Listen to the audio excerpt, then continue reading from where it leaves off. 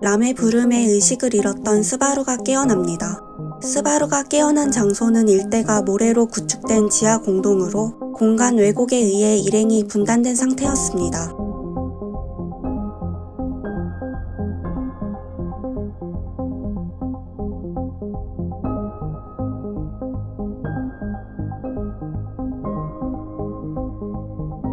혼란에 빠진 스바루에게 고함친 람의 얼굴도 초조함을 띠고 있었죠. 스바루의 어깨에서 힘이 빠지고 람도 잡았던 멱살에서 손을 놓습니다. 공감각을 통해 램의 생사 정도는 확인할 수 있다고 합니다.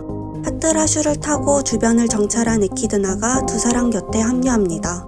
이 주변에 모인 건 파트라슈를 포함한 4분이었죠. 전투원이 없다는 사실에 스바루가 절규하는 한편 에키드나에게 전투 가능 여부를 묻습니다.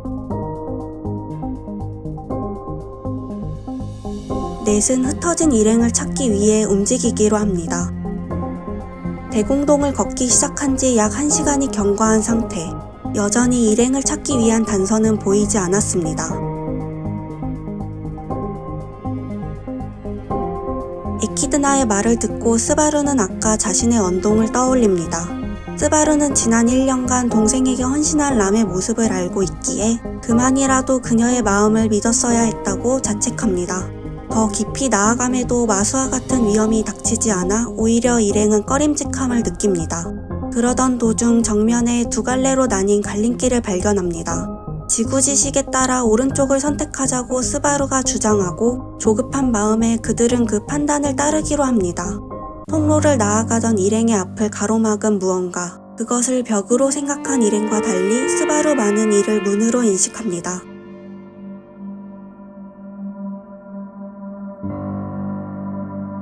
스바루가 손을 대자 만져진 철문이 희미하게 빛나며 소멸합니다. 가만히 멈춘 채 통로를 노려보는 파트라슈의 모습에 망설임이 생겼지만 각오를 다잡은 스바루는 통로 안쪽을 향해 나아갑니다. 이후 마주한 두 번째 문 역시 스바루가 만지자 소멸합니다. 스바루는 문의 존재 가치의 의문을 느끼면서도 앞으로 향합니다. 원래부터 몸 상태가 좋지 못했던 람은 말수가 극단적으로 줄어든 상태. 스바루와 에키드나 역시 도끼로 인해 심신이 무거워진 상태였습니다. 헛 기운을 푹 돋으려던 말이 람의 독설에 격추당합니다. 그 태도에 스바루는 화가 치밀지만 분위기를 알아챈 에키드나가 중재합니다. 한층 더 무거워진 발걸음으로 일행은 앞으로 나아갑니다. 세 번째 문을 넘은 일행의 여정은 네 번째 문에서 막힙니다. 스바루는 랜턴을 통로에 내던지고 철문을 걷어찼지만 꿈쩍도 하지 않았죠. 언성을 높인 스바루가 바닥에 랜턴을 걷어찹니다.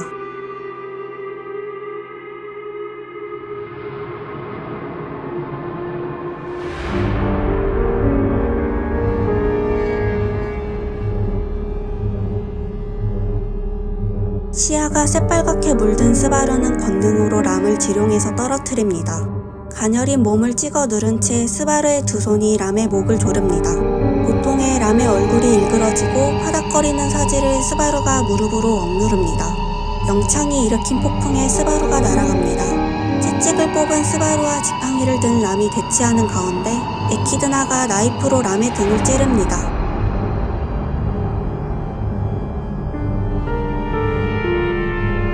악수를 청하는 에키드나에게 손을 내미는 척 스바루가 검은 손으로 그녀의 목을 부러뜨리기 직전 날아온 바람 마법이 에키드나의 몸을 양단합니다. 모래 위에 피와 내장이 쏟아지며 끔찍한 냄새가 퍼집니다. 스바루와 악수한 채 매달려 있는 에키드나의 상반신. 손을 뿌리치려 했으나 예사롭지 않은 악력에 흔들린 절반에서 내용물이 쏟아집니다. 토막난 에키드나의 몸이 피 웅덩이에 뒹굴고 스바루는 구역질을 쏟아냅니다. 랜턴 조명에 피에 물든 람이 다가오는 모습이 비칩니다. 권능의 페널티로 고통에 몸부림치는 스바루. 람이 영창을 읊은 순간 무언가 으스러지는 소리가 울리고 불쾌한 물소리가 뒤섞입니다. 고통에서 해방된 스바루가 파트라슈에게 말을 걸지만 반응은 없었죠. 분노를 머금은 스바루가 모래를 던지자 파트라슈가 돌아봅니다.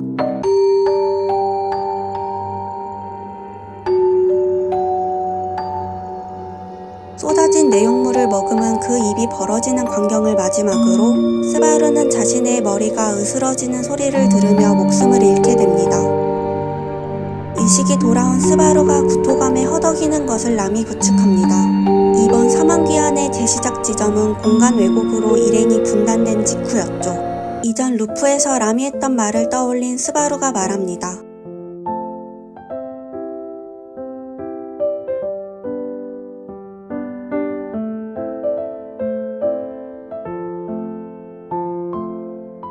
곧 에키드나와 파트라슈가 돌아오고 스바루는 같은 참극을 일으키지 않겠다고 다짐합니다.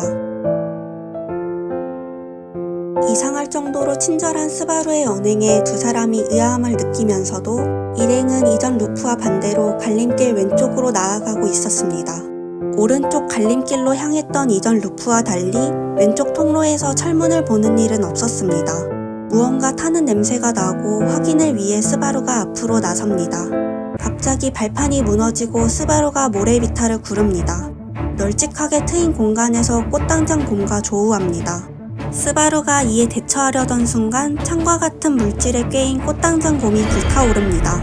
기이한 모습의 마수가 무수한 갓난아이가 일제히 울부짖는 듯한 울음소리를 내고 있었죠. 불꽃의 갈기를 가진 틴타우로스 형태의 마수, 그 끔찍한 외견에 스바루의 목이 막힙니다. 스바루는 물통을 던져 눈이 없는 마수가 청각에만 일전하고 있음을 알아챕니다. 지갑 속 동전을 던져 마수를 유인하면서 비탈을 오르려 하지만 몸을 스친 불덩이의 열파에 스바루가 날아갑니다. 일행으로부터 마수의 시선을 돌리기 위해 스바루가 주먹을 모으며 내달립니다. 마수를 요격하기 위해 권능을 사용하지만 페널티로 인한 고통에 몸부림치며 굴러다니게 됩니다. 달려든 파트라슈가 마수의 팔을 물어뜯고 스바루를 데리고 달아납니다. 순식간에 상처를 재생한 마수가 파트라슈의 몸을 걷어차고 스바루의 의식이 끊기기 직전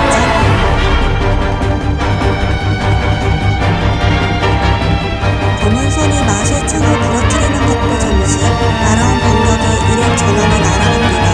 의식이 몽롱해진 스바루를 감싸듯 두 팔을 벌린 람이 서 있습니다.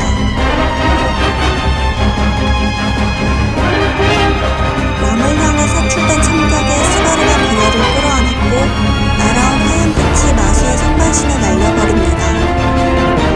소멸한 부위를 마수가 재생시키지만 곧 어마어마한 양의 빛이 날아옵니다.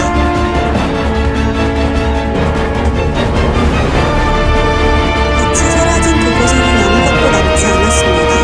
누군가가 모래를 밟으며 다가오는 기척에 스바루가 눈길을 돌립니다. 그것이 스바루가 의식을 잃기 직전 마지막 순간이었죠. 어둠 속을 떠돌고 있는 스바루의 의식에 잡음이 들려옵니다.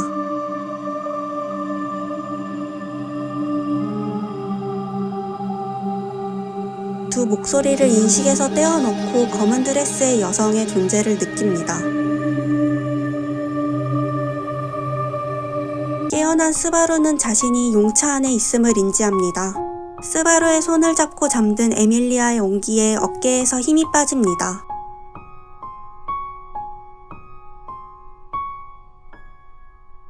갑작스런 소리에 스바루가 용차 입구에 선 베아트리스를 발견합니다. 스바루는 그녀를 끌어안으며 일행의 무사함을 확인합니다. 용차 밖으로 나온 스바루는 도착한 목적지의 광경에 압도당하고 정면에 서 있는 장신의 여성과 마주합니다.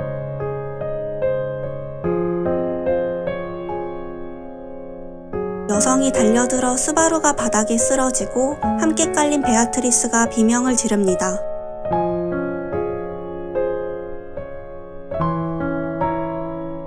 스바루가 품에 매달린 그녀를 떼어놓기 위해 고군분투하고 있을 때 용차에서 뛰어나온 에밀리아가 이 현장을 목격하고 눈이 동그래집니다. 소동을 알아챈 다른 일행이 내려올 때까지 엉킨 상황은 계속됩니다. 프리스텔라에서 벌어진 공방전이 끝나고 5일이 경과했지만 여전히 도시에 남은 상처는 컸고 이는 가필 역시 마찬가지였습니다. 스바루의 명령에 따라 가필은 숨은 도시에 남은 상태, 그 말을 지당하게 생각하는 한편 두고 간 이후에 자신이 품은 고민도 있음을 자각합니다. 가필은 도시의 복구 작업을 도우며 한심한 자신에게서 눈을 돌리고 있었죠. 그런 그의 곁으로 미미가 다가옵니다. 복구 작업을 중단한 채 두 사람은 식사를 위해 이동하며 대화를 나눕니다. 눈이 마주치고 활짝 웃는 미미의 태평한 모습에 가필은 고민하던 자신이 우스워집니다. 미미는 가오로 자신의 부상을 나눠 가져간 동생들에게 고마움을 느끼는 한편 스스로의 생명을 소중히 여기지 않은 그들을 혼내야 한다고 말합니다.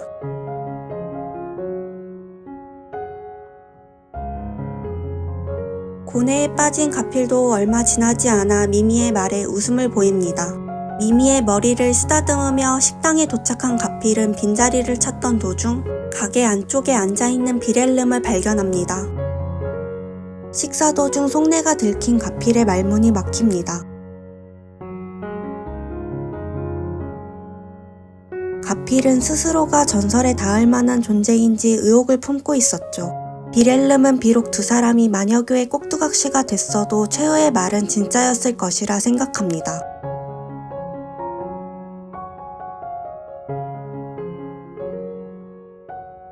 품고 있던 불안에 실언을 내뱉은 가필을 미미가 지적합니다.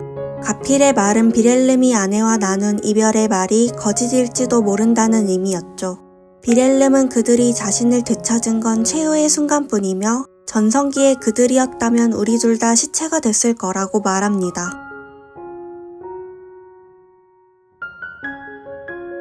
검기의 위압감에 가필이 반사적으로 뒤로 물러납니다. 미미를 소중히 여기라는 말을 남기고 비렐름은 식사장을 떠납니다.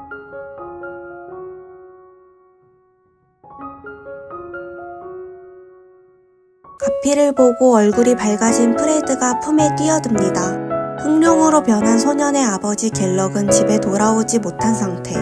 불안한 기색인 동생의 머리를 가필이 쓰다듬습니다.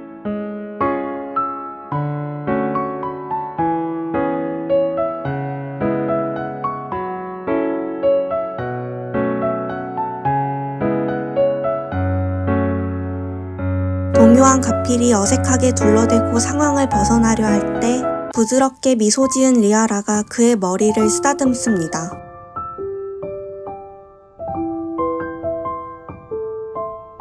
어린 시절 어머니 리시아가 자신을 쓰다듬던 기억이 떠올라 가필의 감정이 허물어집니다. 눈물을 글썽이며 목소리를 떠는 가필 앞에서 미미가 그의 이름을 리아라에게 알려줍니다.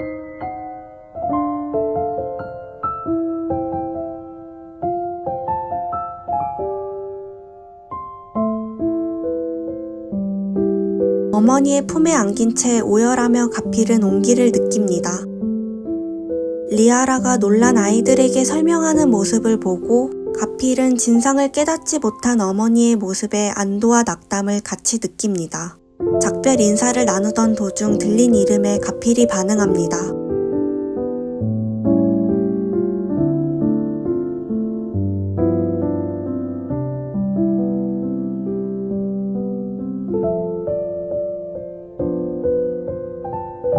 좀 전까지 남아있던 마지막 응어리가 사라지고 가필이 웃음을 흘립니다.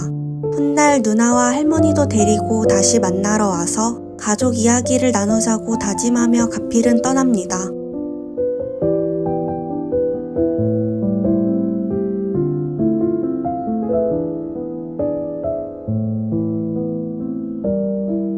오토를 만나러 치료원에 방문했을 때 미미가 바보같이 웃음을 띠고 그 모습에 가필도 웃음을 보입니다.